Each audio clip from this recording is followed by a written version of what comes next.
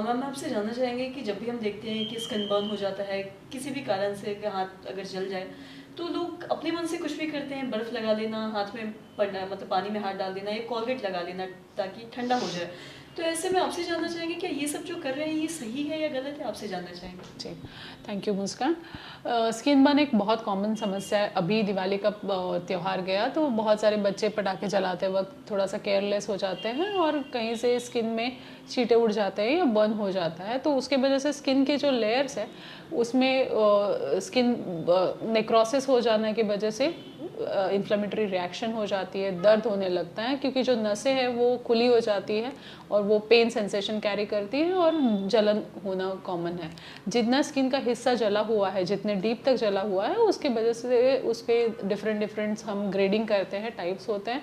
तो सबसे पहली और आसान चीज़ हमने करनी है कि वहाँ पे जो भी कपड़ा है अगर अंदर वाले हिस्से पे हुआ है तो उसको हटाना है और रनिंग वाटर मतलब नल का जो पानी है बहता हुआ उसके ऊपर वो पार्ट को पकड़ना है, तो उससे जो ये सेंसेशन है वो कम होने में मदद होगी या उसमें कुछ भी चीज़ें लगी हुई है वो कम होने में मदद होगी। बहुत बार सिल्वर नाइट्रेट वाली क्रीम आती है वो आप लगा सकते हैं, या घर में कोई एंटीबायोटिक क्रीम है नॉर्मल तो वो उसको लगा सकते हैं।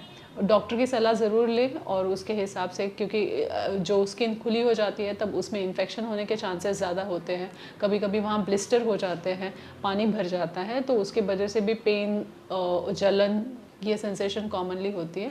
तो कोई भी चीज़ हमें स्किन में ट्रॉमा हो जाता है तो ठीक होने के प्रोसेस में थोड़ा समय लगता है। तो जो स्किन है जनरली हटाने की कोशिश नहीं करनी चाहिए क्योंकि ये एक अच्छा कवरिंग होती है, बट हाँ कभी कभी उसमें कड़कपन आ जाता है या ब्लिस्टर्स हो जाते हैं, या ब्लिस्टर की भी जो मतलब फफोला है उसकी स्किन हटानी नहीं चाहिए क्योंकि एक प्रोटेक्टिव लेयर है वो स्किन को प्रोटेक्ट करता है।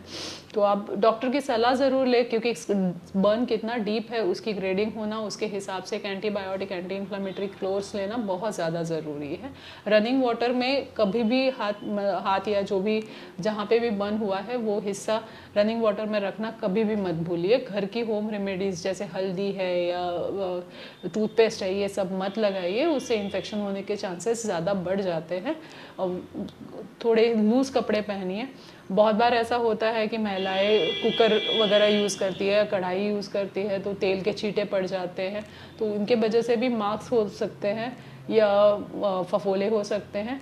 जब सुपरफिशियल बर्न होता है, बहुत स्किन के एकदम ऊपर वाले लेयर में रहता है तो स्कार उतना ज़्यादा गहरा नहीं रहता, बट हल्का सा मार्क आने के चांसेस रहते हैं क्योंकि जो स्किन की अलग अलग चीज़ें हैं जैसे स्वेट ग्लैंड है या सेबेशियस ग्लैंड है, तो वो हिस्सा डैमेज हो जाने की वजह से स्किन ड्राई हो जाती है और स्कार एक तरीके का तैयार होता है।